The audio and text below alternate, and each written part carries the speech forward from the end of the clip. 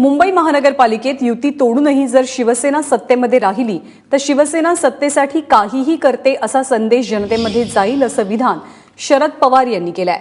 बेळगावातील महाराष्ट्र एकीकरण समितीच्या सदस्यांनी आज कोल्हापुरात राष्ट्रवादी काँग्रेसचे अध्यक्ष शरद पवारांची भेट घेतली। यावेळी ते बोलत होते। सोबतच राष्ट्रपती पदासाठी सुरू असलेली पवारांच्या नावांची चर्चा, संजय निरुपम यांनी भाजप राष्ट्रवादीच्या छुप्या युती संदर्भात केलेले आरोप यावर सुद्धा शरद पवारांनी आज भाष्य केलं। तर कोल्हापूरमध्ये बोलत असताना विविध मुद्द्यांवरती शरद पवार नेमकं काय म्हणालेले आहेत आपण पाहूया।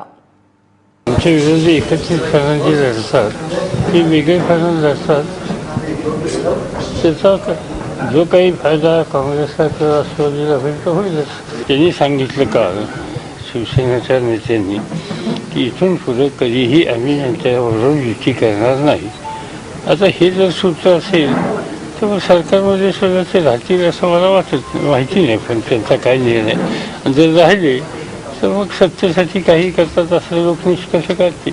आमचा काही पाठिंबा द्यायचं काही कारण नाही, ते कुणी मागतील, पण राष्ट्रवादीचा पाठिंबा बीजेपी किंवा शिवसेना यांच्यापैकी कुणालाही नाही। संजय निरुपमने सांगितलं की राष्ट्रवादीने भाजपची नेहमी छुपी युती आहे। तो मूर्ख माणूस आहे, कशाला त्याला महत्त्व देतात? त्याला काय त्यांचं योगदान काय महाराष्ट्रात? तुला काही कोल्हापूरसाठी काही केलंय त्यांनी?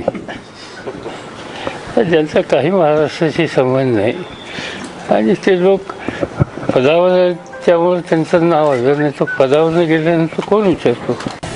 असं आहे की माझ्या पक्षाची संख्या किती, आम्ही 14-12 खासदार आणि काहीची व्हायच्या अपेक्षा करायच्या। माझी महाराष्ट्रातल्या मीडियाला विनंती आहे की आपण तारतम्य उगी ठेवलं पाहिजे, जमिनीवर पाय ठेवले पाहिजे, आपली संख्या बघितली पाहिजे।